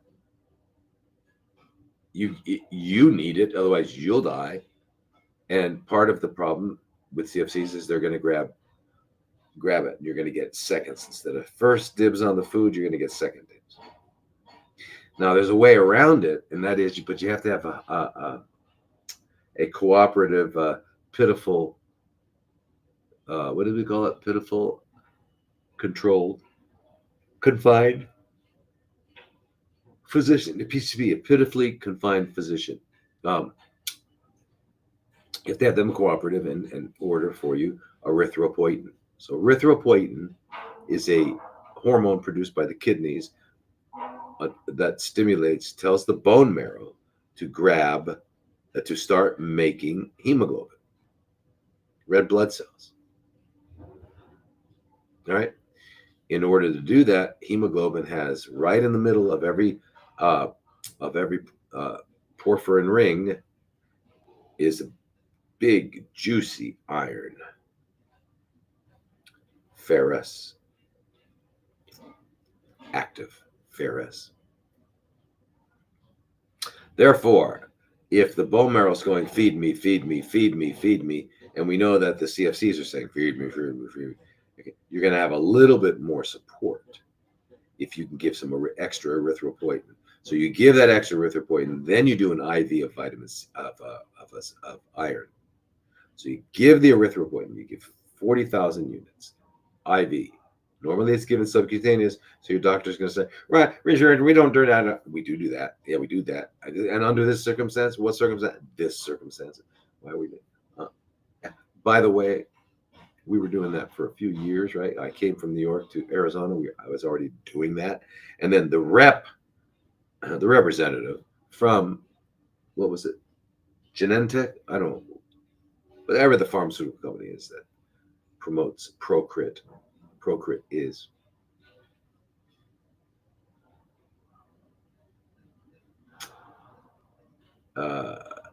basically erythropoietin.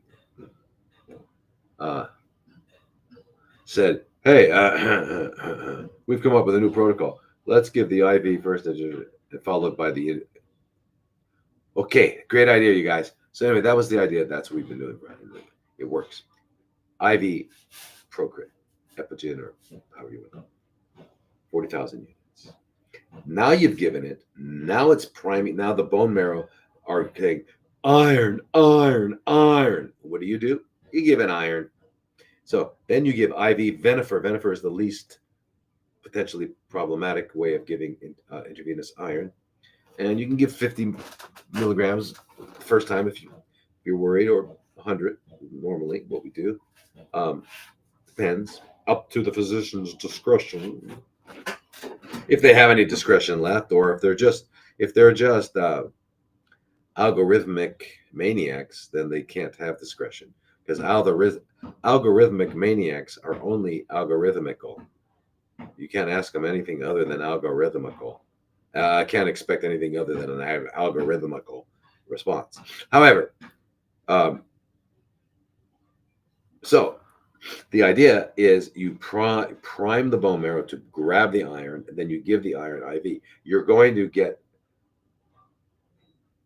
if you just gave 40,000, you're probably going to get, no one's measured it, it's unmeasurable, but you're probably going to get greater than 50% going there, 60%.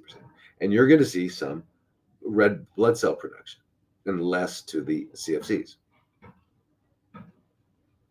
So the idea is if we want to end that whole CFC has predominance over that iron, we've got to get rid of the CFCs. And that's what our whole program would do, right? We've got to do that. So we got to remember that. All right. So now, so you can get the IV iron, but you got to get the erythropoietin first, okay? Judy? Natalie. Can I treat stage 4 CFC patient with an antiparasitic program? He's on morphine, 6 tabs a day, plus other painkillers. Tried 7 rounds of chemo with no success. Oral cavity chemo. So lots of pain and issues with opening the mouth and eating solids.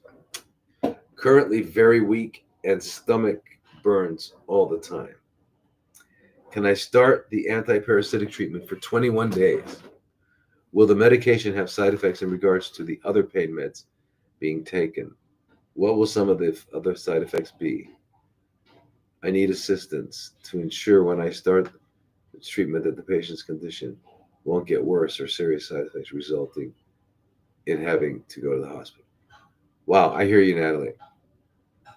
So, an oral, when you say an oral CFC, so it's called nasopharyngeal. So it either started on the tongue or in the back of the throat somewhere, and it's a very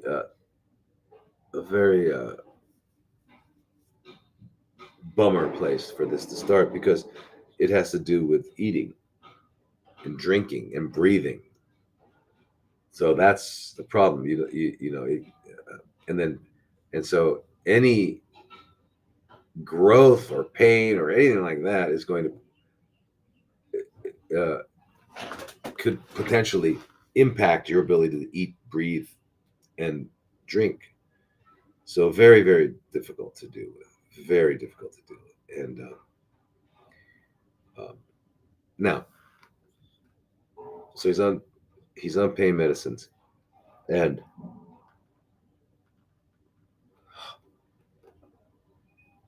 the stomach's burning all the time. So, well, let's deal with different situations. If the stomach's burning, now, contrary to what you're probably going to be told, that it's acid, it's the lack of acid. And what happens is the stomach becomes less and less acidic and becomes more and more overgrown, likely to be overgrown by fungus, by yeast.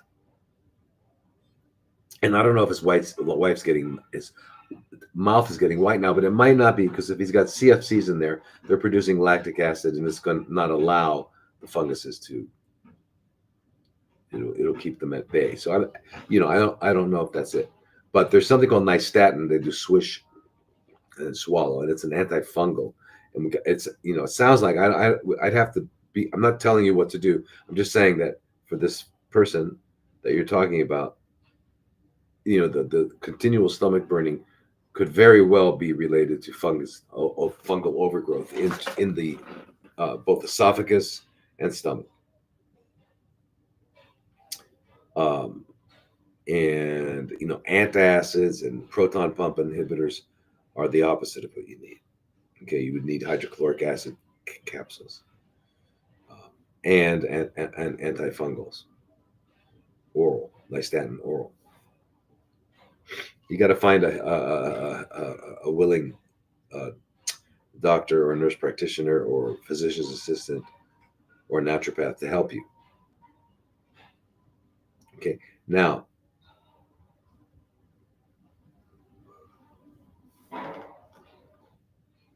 excuse me. So the pain is due to the the lesion in the mouth, and that lesion in the mouth is probably compressing things, it causing and the like you the fundamental usual the fundamental last process that's going on that's causing the pain is called inflammation.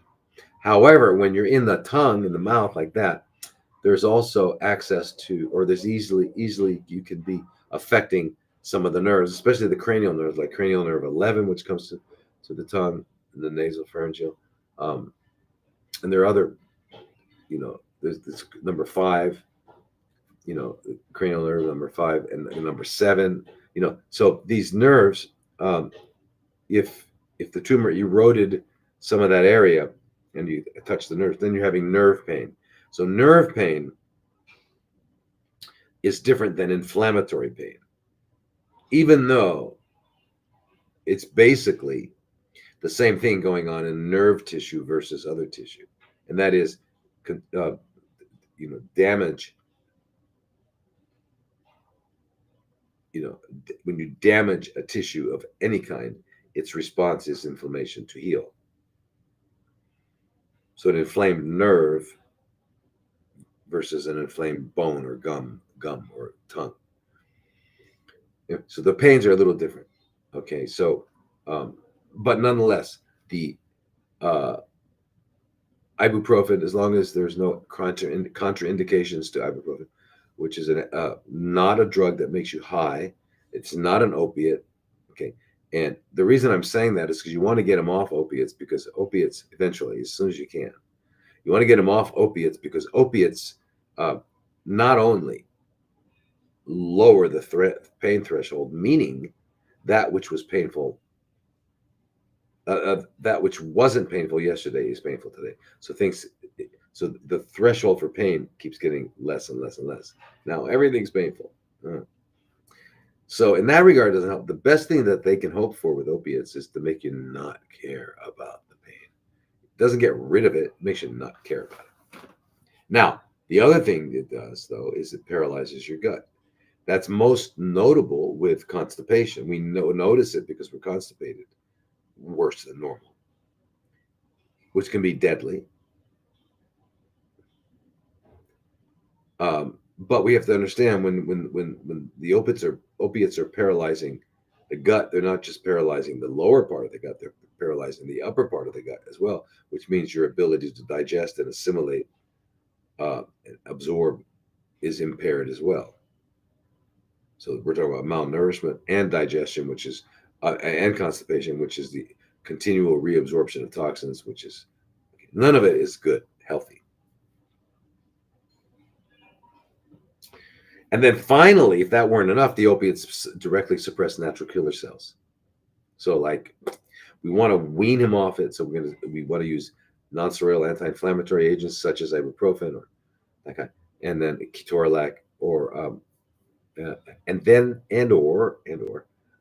you can use rectal suppositories of high doses of cannabis with the THC to CBD ratio being 4-1, and you want to do a total of at least 500 milligrams. Small enough suppository so that it stays at the deeper end of the rectum, because that part will be absorbed. I'm sorry. You don't want it to be at the outer. You want it to be small enough so it remains in the outer 2/3, because the outer 2/3 of the rectum will absorb into the systemic circulation, the vena cava. But the inner 2/3, which you don't, inner 1/3, which you don't want, will absorb through the portal vein into the liver, where it'll get turned into a psychoactive substance. You don't want it to get turned into, because you don't even want, because you have to take 500 milligrams, so you don't want to get 500 milligrams high, because it's not high, it's very low. You don't want to be like that. No one does, not even Cheech and Chong don't want that. So rectal suppositories in the outer 2/3 of the rectum. Put them in, you lie down and put them in, and wait about, give it 30 minutes. Should be absorbed, then you can get up and walk around. and then do one at night when you go to sleep. But and you might have to do three at the beginning to get off of the narcotics. But so you can get the good pain relieving effect of it, the analgesic effect, without getting high, psychoactive, which is great. And then you take a little bit of non-steroidal anti-inflammatory agents like ibuprofen, ketorolac. You can take care of this pain while you're trying to eliminate while you're eliminating the tumor. And yes, the antiparasitics are fine as long as the liver's. You only have to adjust the dosages if the liver enzymes are high. That's all.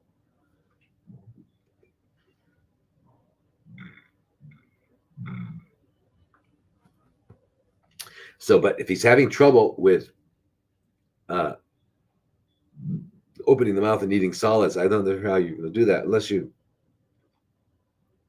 have a compounding pharmacist turn these medications into liquids, and then you can put them as a liquid. Or perhaps you can, if he can swallow like thicker, like soupy things, you could blend them in with something like spinach avocado soup, and you blend it in with that.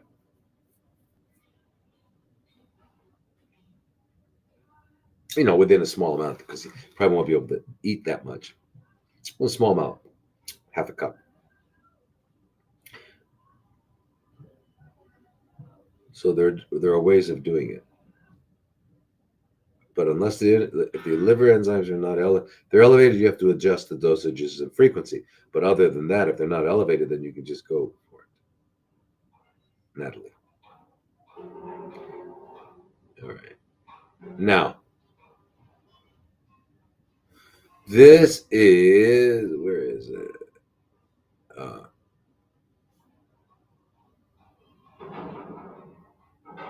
Okay, so wait a minute.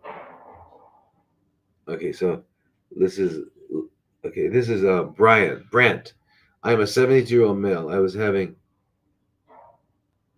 neckler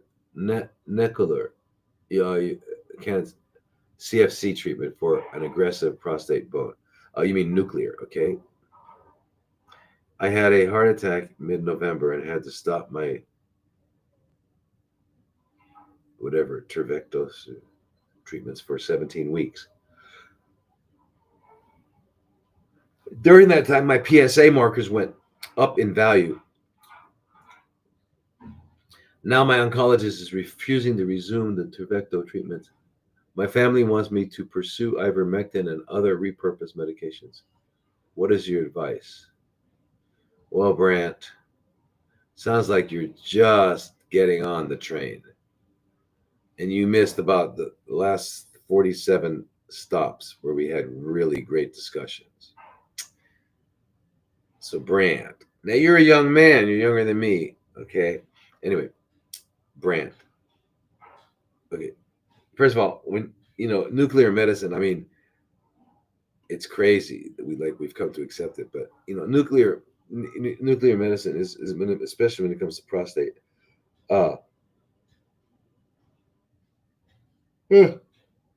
It's the radium 223 and the Pluvicto, which is luteum 177. Anyway, so the radium one, is a alpha emitting radiopharmaceutical. Can you imagine that's a word, radiopharmaceutical? It's an alpha emitting radiopharmaceutical which mimics calcium, so it gets pulled into the bone, and then it irradiates wherever those are. So it's going to irradiate the cells in our body that are making bone. They're called osteoblasts, and it blasts the osteoblasts. They can't do it, which is why it's partially effective. And then the other one, the Pluvicto, gets both soft tissue and hard tissue, so both bone and so together this is the nuclear medicine's answer to prostate CFCs.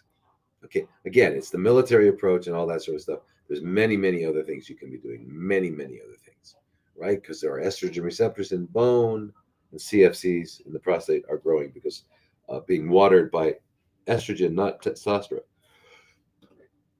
Excuse me. I slept, sort of. Anyway, so what we need to understand is, see, here's the thing. You just what the message I got from you is that I really liked doing this conventional stuff, and I was really happy with it. And then I had a heart attack. The reason you had a heart attack was the same reason you have the prostate CFCs.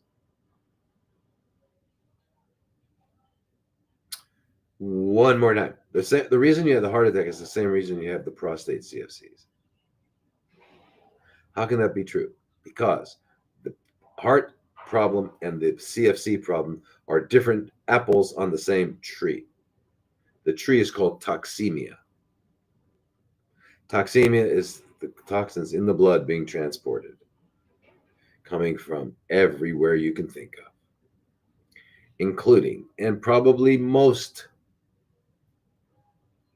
proportionally wise, the mouth.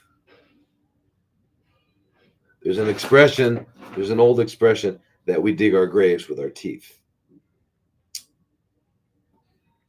So the reason this is all that, and so it sounds like to me, and you were saying, so now he's refusing to poison me and irradiate me because I think I was getting good results. Now my family's come up with some weird stuff about ivermectin. I hope you can change your mind. I hope I'm reading you wrong. I'm hoping that you realize that you're not going to kill the cancer, because that's not what's happening. That your body is doing what it needs to do under the circumstances. And you need to change those circumstances so it doesn't need to do that anymore. All right? So,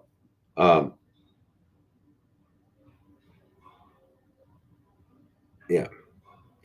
Anyway, you've got a lot of work to do. We've got a lot to do with you, Brent, because you've got to understand that many, many things. So, Brent, you have got to join the CFC group. Okay, just join the CFC group, because we'll give you all the answers, and we'll give you protocols to follow, ways to a basic way on how, a basic program on how you can take care of yourself and get through this.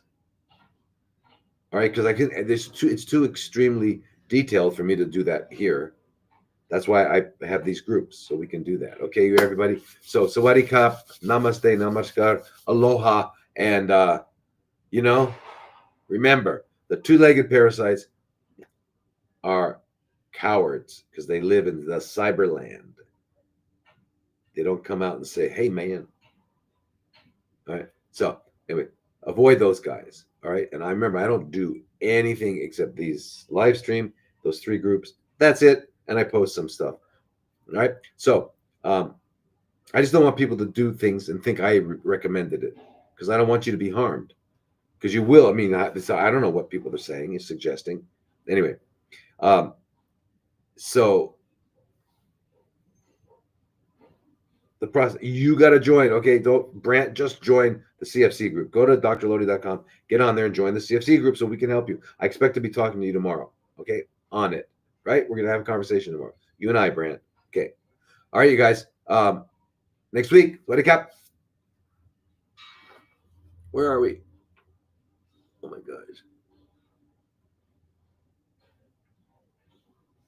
There we are. And shall we go?